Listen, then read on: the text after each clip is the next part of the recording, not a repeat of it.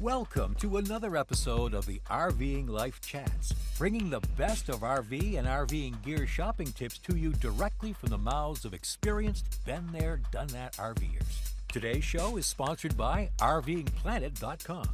And now, here's your host, Kevin Wallenbeck.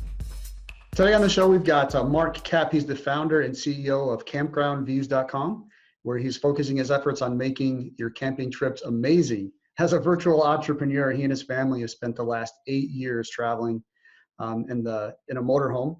And he's basically building a tool that helps you discover what makes this country awesome. And we'll get to more about his tool here at the end of the show today. But he's an expert in communicating the RV lifestyle and takes every chance possible to plan your perfect RV adventure. He's been a guest speaker on many places like the Outdoor Hospitality Expo. He's been on Fox and NBC affiliates. And Mark is the go-to expert and answer the question guy on what is so great about RVing. So welcome to the show, Mark. How are you today? Good. Thank you for having me, Kevin. Yeah, fantastic. So I see you got some sunshine there behind you. So where are you guys camping out today? We find ourselves in Southern California. We're out in the city of Santa Paula, which is rural Ventura County, kind of the farm country. So surrounded by strawberries and oranges. It's absolutely beautiful. Nice. That's fantastic. So I know that for all you listeners out there and those that are watching today, Mark's basically going to share a bit today about his RV shopping experience as it relates to kind of the lifestyle choices that he's making as he was shopping for his RV. So, and then at the end of the time together, we're actually going to have some tools to help you on your own RV buyer's journey. So hang on to the end and make sure to get access to those free resources. So Mark, we're going to jump right into it. That's what our listeners want. So just how long have you been an RVer? How did you get into RVing and what's your current RV? Yeah, we're probably a little different. So it started, we were young. My wife was 25, I was 30. And we got to talking and said, well, what would we do if we had all the money in the world? And we said, well, it was easy. We travel. We said, okay, well, we don't have all the money in the world. Can we do that? And we said, well, yeah, we can. I had a virtual business at the time. My specialty is internet marketing, web design. So it took us a year of planning, really kind of, putting all our ducks in a row, and we hit the road. We bought a fifth wheel and started traveling. And our original plan was to do it for a year and a half. And the second we got out and into the RV lifestyle, it was for us. And so we're going to be coming up on 8 years here in 2 months. And we have a son now who's 4 years old.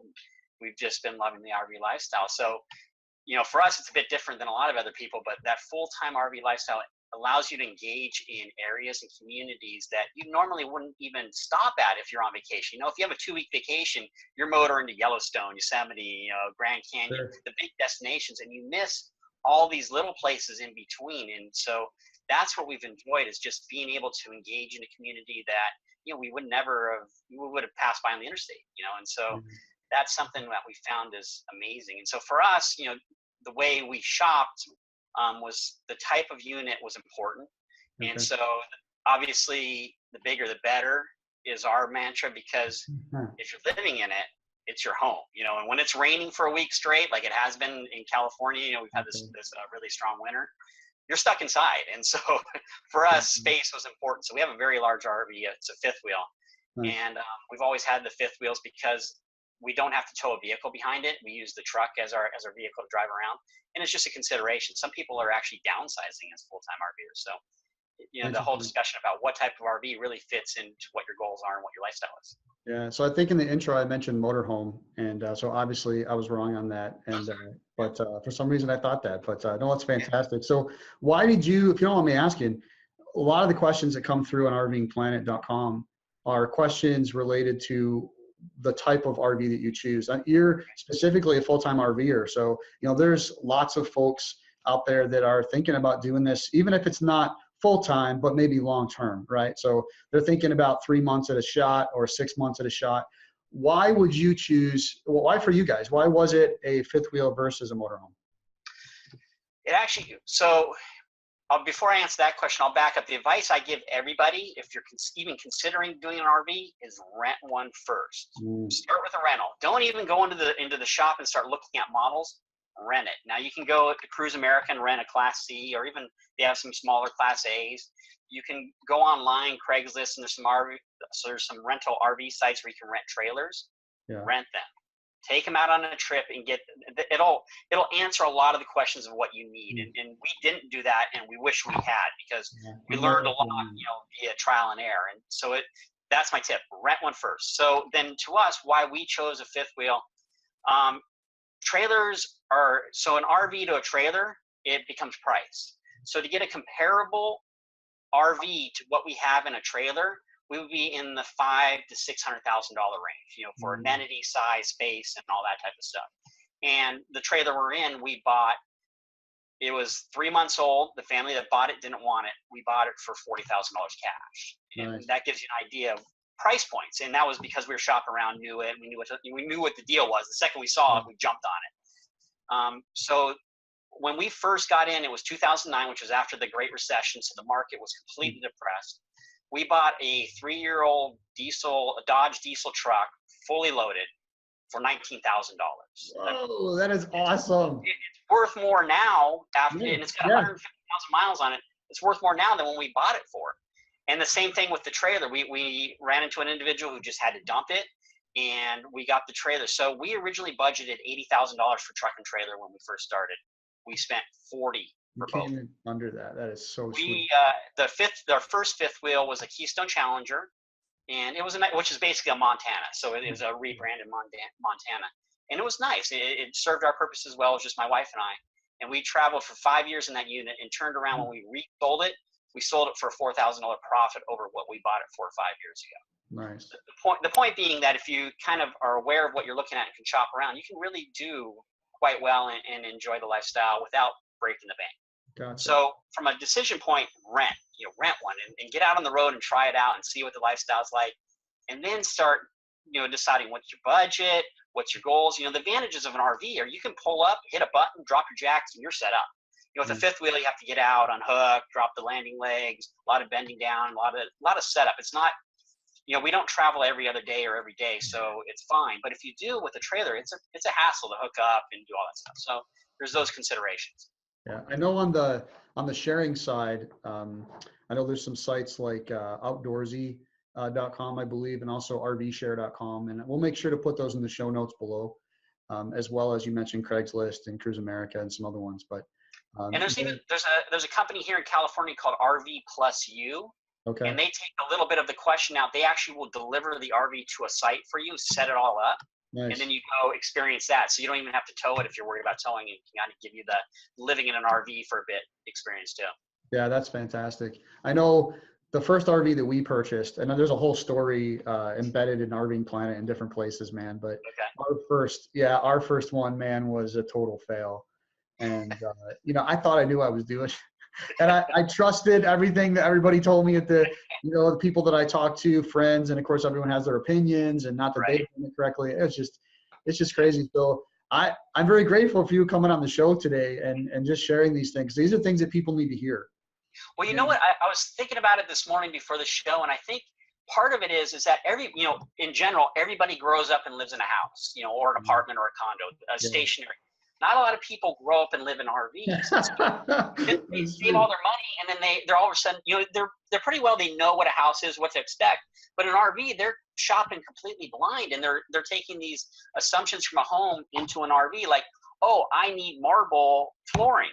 Yeah. Without asking, well, how much does marble flooring weigh? And is it going to crack when it goes down those type of questions. Houses and RVs are different. There's that old saying, you're basically subjecting your RV to an earthquake every time you drive it down the road. It's true. Right. And so got hardwood, hard marble and stuff like that. There's going to be grout cracking and issues. So it's something to be aware of. Now you mentioned that, one of the things that we see on some of the reviews that come across on RVs from RVingPlanet, and, it's no secret if you go look, the customer satisfaction index in the RV industry is actually a lot lower than people would like. And I think I'm firmly a believer in the fact that it's a product of having a house on wheels, like you just mentioned. Yeah. So we as a society have this expectation that I can go buy a house on wheels and it's going to have the same, we're going to expect the same type of reliability out of it as we do a house that sits on a permanent foundation. The first RV that I bought, and even the second one, getting it out to the campground for the first or second time, I had a little water leak coming out of a hose. And, And so people will say, oh, this RV stinks because I got a little leak in a hose. And it's like, wait a second. Yeah. It's not, and it's just, yeah. So can you speak a little bit about kind of maybe expected cost, maintenance costs, and kind of that idea of when you go to buy, maybe not thinking about it as it's a set it and forget it, right? I'm just going to buy it and it's going to work for me forever. I'm never going to have any issues or concerns. I mean, you've been living in one. So how has it been for you, like maintenance wise, ongoing costs?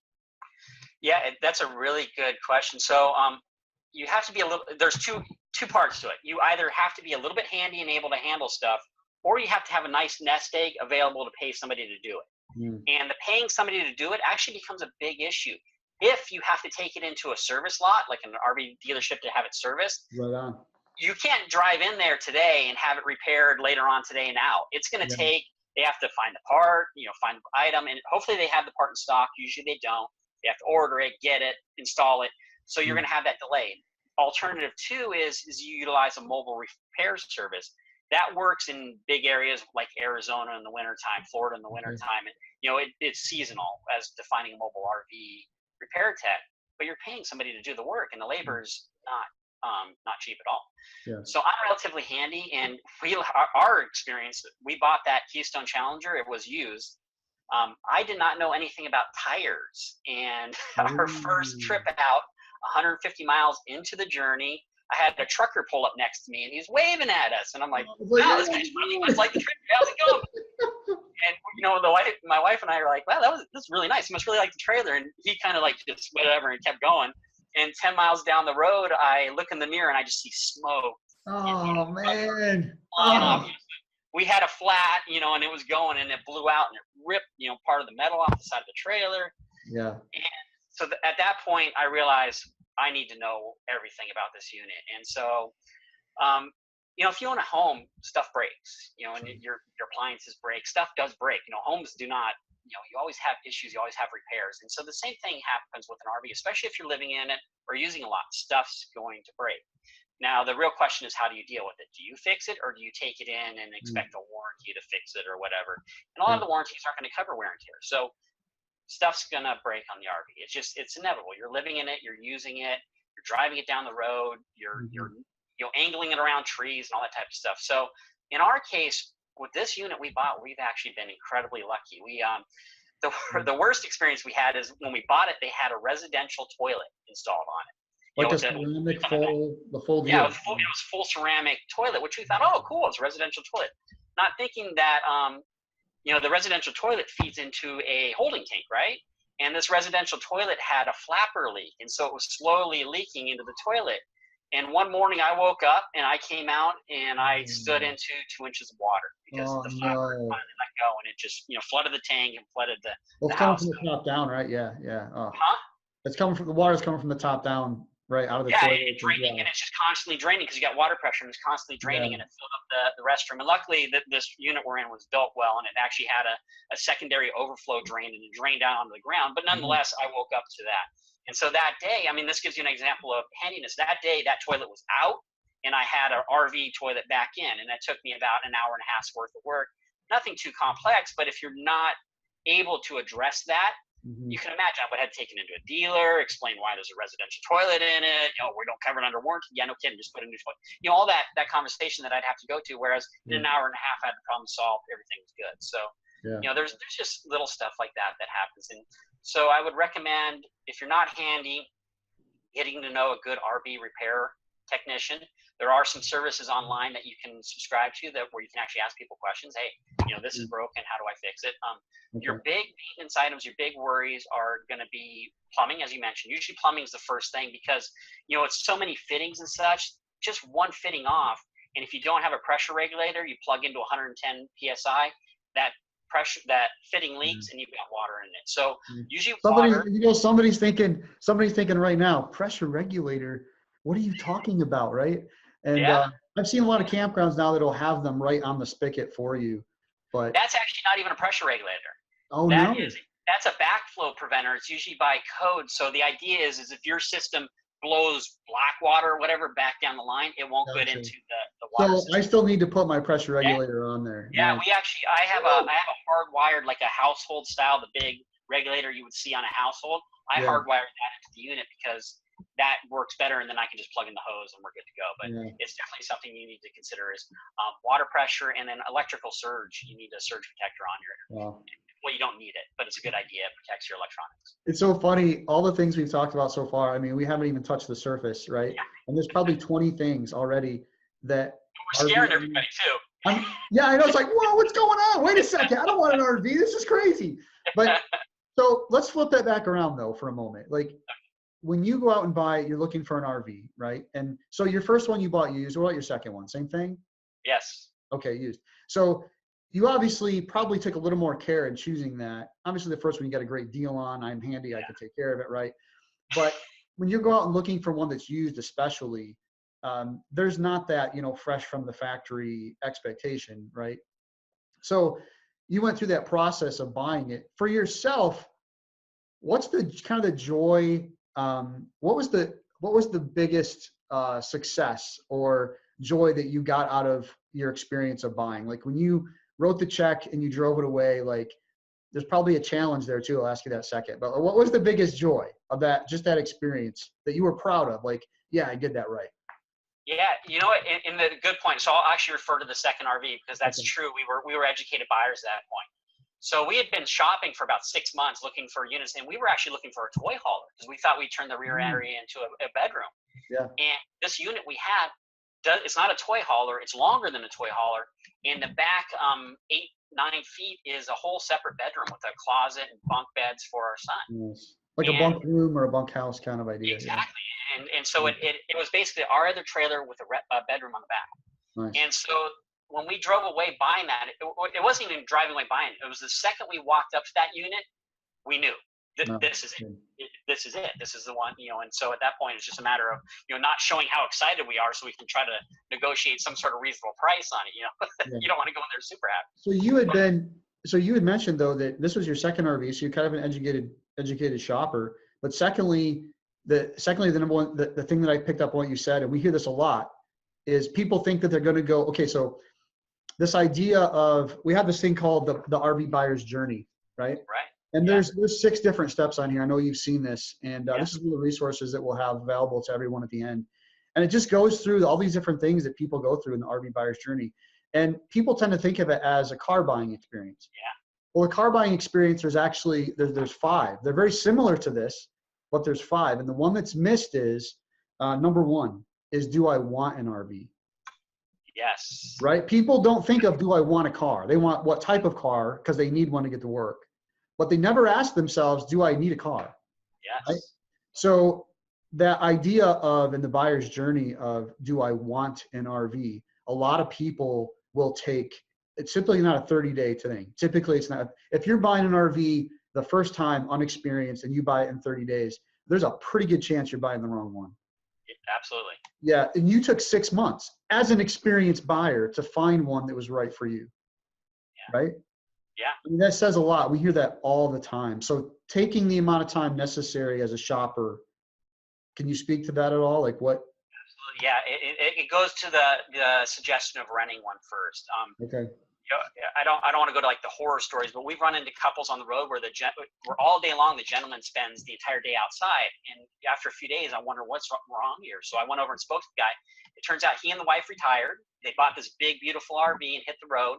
And after 3 months, they turned out they hated each other and couldn't be around each other. Oh, man. So it's that question of, is an RV right for us? Can we live within less than 400 square feet together? Mm-hmm. Does an RV experience provide the type of life that you want? Are you outdoorsy or not? And you don't need to be outdoorsy. You can stay near casinos or in cities. Yeah. The reality of this lifestyle is that in the United States, we have 15,000 different places to camp mapped. There's about 20,000 if you add in, Walmarts and places like that where, it's not really a campground, but you can camp there. You including BLM state. Exactly. Like we have the main BLMs, but there's other places. BLM, the free areas that are run by the federal government that you can camp at for either free or low cost. Right. And so the reality is you can find a camping experience or an RV experience that fits your needs. But if you don't know what your needs are, it's the same thing with buying an RV. If you don't know what you want, you're going to go in there and you're going to be swayed by the wind, the price, the color, the graphics on the side, rather than, what do I actually need and what are we actually looking for? There's a whole mindset to the development of RVs, and the manufacturers know there's certain features that if they put it on a unit, even if it's not the right unit for you, you're going to go, wow, and so ooh, ah, versus, that's not really realistic to have a TV in the sink. That's obviously they don't do that. But, no, I get what you're saying though, right? Yeah. I don't and know. so if you ask that question, and I love that. I love the buyer's journey. In fact, my father's in the process of, he retires in a year. Oh, there you go. And think about it. I'm in the industry. I've been here for 8 years, but you know how it is with family. I don't listen to my family. They don't know what they're talking about. So it's kind of like I'm trying to help guide him through this process when he's not wanting to listen to me, which is difficult. and so the first question I'm still on that question is, why do you want an RV? What do you want to do? Because he's jumping from a trailer to an RV to tow behind to a truck, and he keeps bouncing back and forth. And it's like, what do you want? And I suggest you rent, and the same suggestion I give everybody, rent. And even if it's for like a week or two, just rent and get out and experience it. And then when you also ask yourself, when you experience it, another mistake a lot of people do is they go to the most expensive destinations, they eat out every night, okay, which is fine. But when you're done with that trip, add up those costs that you just accrued during that. Because that makes sense. Could you have rented a beautiful Airbnb on the beach for less, and so there's those questions you need to ask: is your lifestyle, who are you, what do you want, and and what are you actually going to enjoy? Yeah, how often you're going to actually use the thing, and Exactly. Do you like being cramped? Yeah, it's just, there's so many. Yeah. So give me one challenge. What was your primary challenge when you and your wife were looking to buy? Well, it doesn't matter which RV, first or second. We have all types of buyers here that come through RVingPlanet. Yeah. So what was the biggest challenge for you as you were shopping that you wish would be different? Whether it's an industry thing, whether it's the experience of the discovery process, or what was it for you? What was the biggest challenge? Our biggest challenge is actually the challenge you guys address over at Planet RVing, which was, and you mentioned it already, was finding the right unit, not the unit that was on the dealer's lot. And so when we first bought, this was back in 2009, we drove to a total of 6 different dealers within a 500-mile radius. And we would walk into these units and it was just like, it wasn't right, and it wasn't right. And these weren't for us. I'm not saying they were wrong for anybody else. They just weren't right for us. And so that whole shopping process was really the hassle. And that's why there's so many RV shows. And that's something the industry is aware of, is that the buying process is difficult for the buyers. And so that's why they bring the units out to malls and events and RV shows. And it's to get you out there and actually get you to go into the units and sit down on them and kick the tires and really kind of look and think about that process. So, going to an RV show, perusing your website is awesome. It's just being able, and I wasn't paid for this promotion, I'm being honest here, being able to search by inventory and search by features that you want and kind of getting an idea of that. Some big considerations that you would want to look at are length. If you want to stay at national parks and Forest Service, generally you want to be under 35 feet. If you're over 35 feet, it significantly limits your access. Do you want to stay in large RV parks and RV resorts? Well, then the size is limited. Although if you go too big, it means you have to get the premier site, which is going to cost you an extra $5-10 a night, and all those things. If you want to boondock a lot, which is camping without any hookups, doing solar and stuff like that, does the unit have space for solar on the roof? Does it have large holding tanks for waste and fresh water? Does it have extra batteries and potentially a generator on board? So the type of camping you envision doing also dictates that. And so being able to, again, it goes back to identifying how you want to camp, how you want to live in your RV. And live might be for a week. Are you going to use the unit 1 week out of the year? Are you taking the ATVs up to Pismo Beach or out the desert or whatever? How do you envision using this and then utilizing that knowledge to then shop for the proper RV? Yeah, that's awesome. Mark, we're going to have you back on here soon, man, because I know we have other guests coming down the road, but obviously you've been doing this a long time and obviously you're passionate about it. You're living it every day, right? And yes. We could pick one of the 40 things that we just talked about, right? And spend a half an hour just talking about that thing. So this was, I really appreciate, you being on our first, RVing Life show with our RV shopping series. And So just, I'm going to give you the last word kind of here. So what final advice do you have for someone looking to purchase an RV? And then, give us a quick update on what you're doing now and how people maybe can get a hold of you. That'd be great. Yeah. If you're buying an RV, it goes back to figuring out what you want and what you want. And it goes back to where you want to stay. So you're buying an RV because you're taking it somewhere. Yeah. So that's something, and that goes into what we've worked on. So what we discovered when we first traveled is it's really hard to find places to camp, especially when you're going to a place you don't know. What does it look like? How big are the sites? What do the neighbors look like? What is that area like? And so that's what got us into building CampgroundViews. We have over 2,700 parks filmed by campers. So you physically see what the place looks like. Awesome. We have another 21,000 photographs. And then recently, over this last year, we've acquired over 230 360 video tours of all the national park campgrounds. So you can physically, like a Google Street View, you can physically go through and see the campgrounds. And so if you're thinking about the RV lifestyle and where you're going to go, we welcome you. You come to our site, check it out, and kind of get an idea. Okay, I really like this area, or I like this type of park. Then you can include that into your shopping and buying decisions and move on from there. And really the most important decision you're going to make in the RVing lifestyle is what you RV in. It dictates everything else after that. So doing your homework up front and realizing that you're about to put down a small mortgage or a large mortgage, depending on the RV, to get out on the road, making sure it's right for you is a great way to ensure you're not wasting money. Yeah, that's awesome, Mark. Hey, you're a bit of blessing, man. I appreciate you so much. So everybody, that's going to wrap it up for this show. So until next time, happy camping, everyone.